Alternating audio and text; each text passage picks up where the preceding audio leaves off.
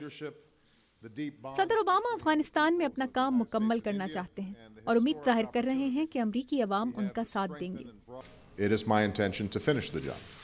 مگر امریکی رائے عامہ کے جائزے جنگ کے لیے حمایت کم ہونے کے اشارے دے رہے ہیں۔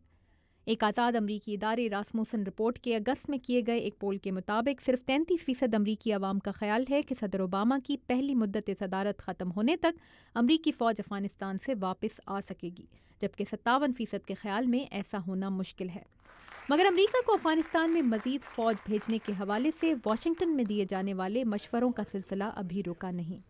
میساچوسٹس انسٹی ٹیوٹ آف ٹیکنالوجی کے سیکیورٹی اسٹڈیز پروگرام کے ڈائریکٹر بیری پوزن کہتے ہیں کہ مزید فوج افغانستان بھیجتے وقت امریکہ کو اپنے اصل مقصد کو نہیں بھولنا چاہیے۔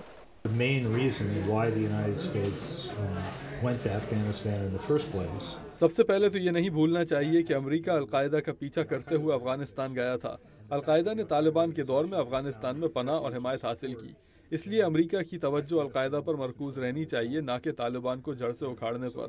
طالبان سے ہمارا جھگڑا یہ تھا کہ انہوں نے القاعدہ کو پناہ دی تھی، مگر افغانستان کو کیسے چلایا جائے یا طالبان کا وہاں کیا کردار ہو، یہ طے کرنا ہمارے منصوبے کا حصہ نہیں تھا۔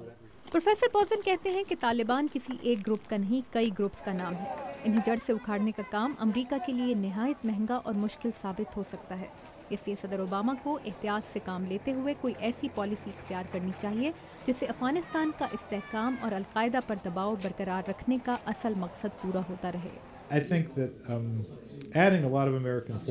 مزید فوجیوں کو افغانستان اس امید پر بھیجنا کہ طالبان مکمل طور پر شکست کھا جائیں گے، ایک غلطی ہوگی۔ ہاں، امریکہ کو افغان سیکیورٹی فورسز کی تربیت اور شہری علاقوں کو کنٹرول کرنے کے لیے کچھ بہتر کارکردگی دکھانے کی ضرورت ہے، لیکن میرے خیال میں مزید فوج بھیجنا اور یہ امید کرنا کہ افغانستان کی اپنی فوج اتنی مؤثر بنائی جا سکے گی کہ پورے ملک کو کنٹرول کرنے کے ساتھ طالبان کو نکال باہر کرے گی، بہت مہنگا کام ثابت ہوگا اور اس کے کامیابی کے امکانات کم ہیں۔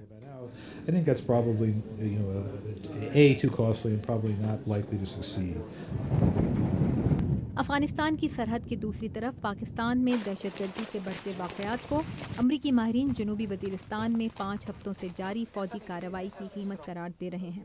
اور پروفیسر بیری پوزن کہتے ہیں کہ دہشت گردی کے ان واقعات نے پاکستان میں طالبان کی عوامی حمایت میں کمی کر دی ہے، اور پاکستانی حکومت بھی جان چکی ہے کہ شدت پسندی کی قوتیں خود پاکستان کے لیے نقصان دہ ہیں،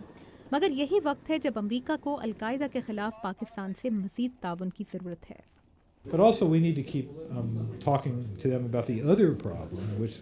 ہمیں ہر ممکن طریقے سے پاکستان کی مدد کرنی چاہیے، مگر اس کے ساتھ ساتھ ان کے ساتھ اپنے باقی معاملوں پر بھی بات کرنی چاہیے، جس میں سے ایک ہے القاعدہ کو ان کے ملک میں پناہ ملنے کا معاملہ۔ امریکہ پاکستان کو بہت سے اضافی وسائل مہیا کرنے کے لیے تیار ہے، اگرچہ شاید وہ اتنے نہیں جتنا کہ پاکستان خواہش مند ہو، مگر پھر بھی کافی وسائل ہیں۔